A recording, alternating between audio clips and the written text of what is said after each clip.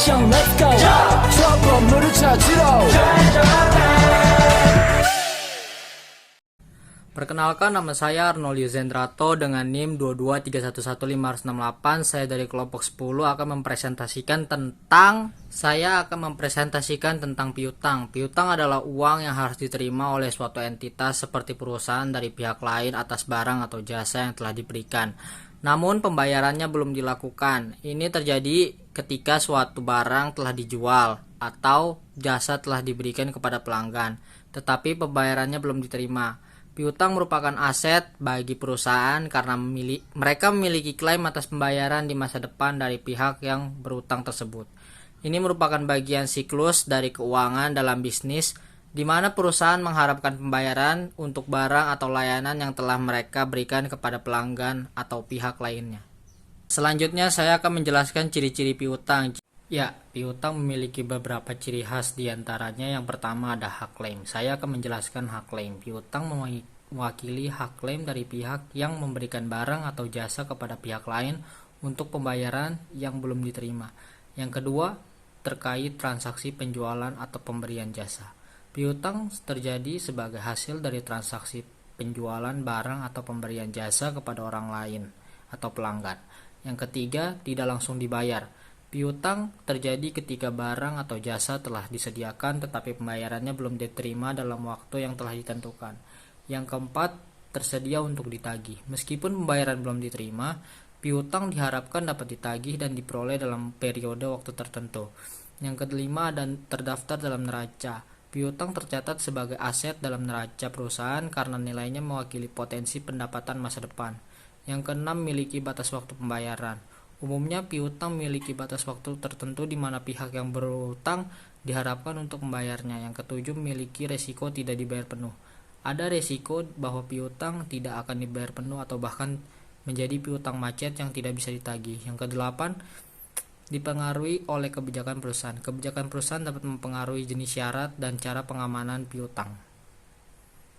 Selanjutnya saya akan berbicara tentang kelebihan dan kekurangan dalam berpiutang.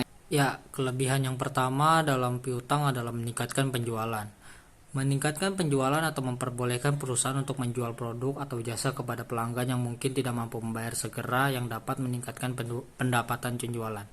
Yang kedua, arus kas yang fleksibel. Memberi kesempatan kepada pelanggan untuk membayar dalam jangka waktu tertentu yang dapat memberikan fleksibilitas pada arus kas perusahaan. Yang ketiga, membangun hubungan dengan pelanggan. Memberikan kesempatan kepada perusahaan untuk membangun hubungan baik dengan pelanggan dengan menawarkan opsi kredit yang dapat menarik perhatian mereka. Yang keempat, meningkatkan pendapatan atau laba. Dapat meningkatkan pendapatan dan laba perusahaan dengan memungkinkan penjualan kepada pelanggan yang tidak mampu bayar tunai di muka. Selanjutnya ada kekurangan. Kekurangan dalam berpiutang itu ada 4 macam. Yang pertama, ada resiko tidak dibayar atau piutang macet. Terdapat resiko bahwa piutang tidak akan dibayar atau menjadi piutang macet, yang dapat mengurangi arus kas perusahaan dan mengakibatkan kerugian. Yang kedua, ada biaya pengelolaan dan penagihan. Memerlukan upaya, waktu, dan biaya untuk manajemen dan penagihan piutang. Proses ini dapat membebani sumber daya perusahaan. Yang ketiga, ada pengurangan likuiditas.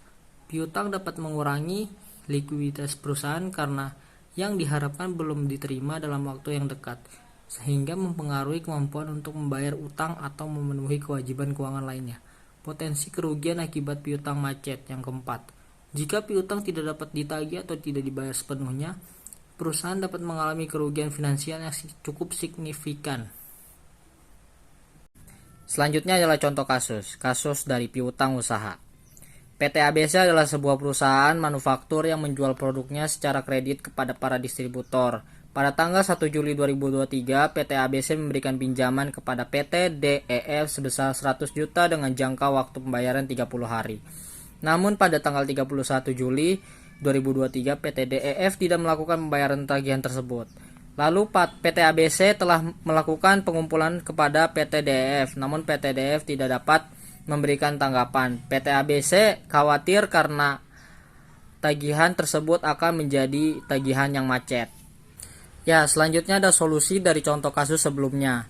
Solusi yang dapat kita lakukan adalah PT ABC dapat melakukan langkah-langkah berikut untuk mengatasi tagihan macet tersebut. Yang pertama adalah mengirimkan surat tagihan kedua.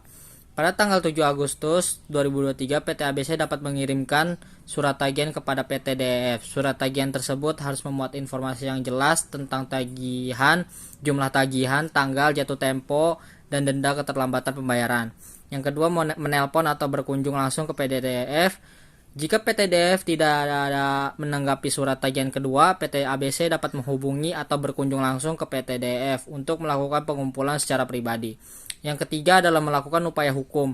Jika PT DEF tetap tidak menanggapi upaya penagihan PT ABC dapat melakukan upaya hukum untuk menagih hutang tersebut. Perkenalkan, nama saya Aryo Agus Tangkan.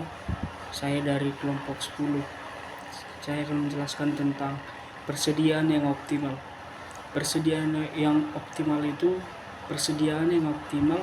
jumlah persediaan yang dapat meminimalkan biaya persediaan total. Biaya persediaan total terdiri dari biaya pemesanan dan biaya penyimpanan. Ada juga ciri-ciri persediaan yang optimal. Yang pertama, tepat jumlahnya. Yang kedua, efisiensi biaya. Yang ketiga, responsif terhadap permintaan. Yang keempat, manajemen yang efektif. Yang kelima, optimal dalam periode tertentu. Yang keenam, dikelola dengan baik. Kelebihan dan kekurangan persediaan yang optimal. Kelebihannya yaitu efisien biaya, yang kedua peningkatan layanan terhadap pelanggan, yang ketiga manajemen risiko yang baik. Kekurangannya yaitu biaya analisis dan perencanaan, keterbatasan dalam prediksi, perubahan terhadap lingkungan bisnis, dan keterlambatan dalam perubahan.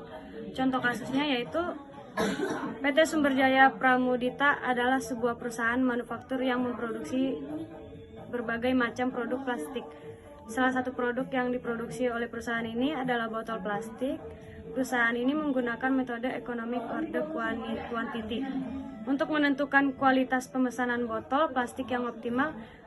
Berdasarkan data yang dimiliki oleh perusahaan, biaya pemesanan botol plastik adalah 100.000 per pesanan. Biaya penyimpanan botol plastik adalah 5.000 per unit per tahun. Permintaan botol plastik oleh pelanggan adalah 10.000 unit per tahun. Dengan menggunakan metode EOQ, perusahaan dapat menentukan bahwa kuantitas pemesanan botol plastik yang optimal adalah 200 unit. Dengan kuantitas pemesanan ini, total biaya persediaan yang dikeluarkan oleh perusahaan adalah 50.000 per tahun. Namun, dalam pelaksanaannya, perusahaan seringkali mengalami masalah kehabisan stok botol plastik. Hal ini disebabkan oleh permintaan pelanggan yang tidak stabil. Kadang-kadang permintaan pelanggan meningkat secara tiba-tiba sehingga perusahaan tidak memiliki cukup stok untuk memenuhi permintaan tersebut. Solusinya yaitu untuk mengatasi masalah kehabisan stok, perusahaan dapat menerapkan metode just in time.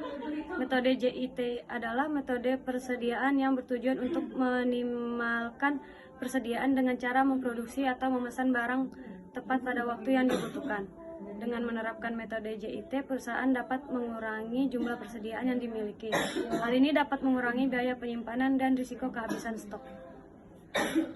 Sekarang masuk ke kesimpulan. Kesimpulan yang kami ambil dari mengelola piutang secara efektif adalah kunci dalam menjaga arus kas yang sehat bagi perusahaan. Strategi yang dapat menangani kasus piutang dapat membantu dalam risiko kehilangan pendapatan dan memastikan likuiditas yang memadai bagi perusahaan. Ya, masuk ke kesimpulan kedua. Kesimpulan kami mengenai memahami dan mengelola persediaan yang optimal. Perusahaan dapat meningkatkan efisiensi operasional, memenuhi kebutuhan pelanggan, dan mengurangi biaya yang terkait dengan manajemen persediaan. Ini merupakan bagian krusial dalam strategi operasional dan keberhasilan jangka panjang dalam sebuah bisnis.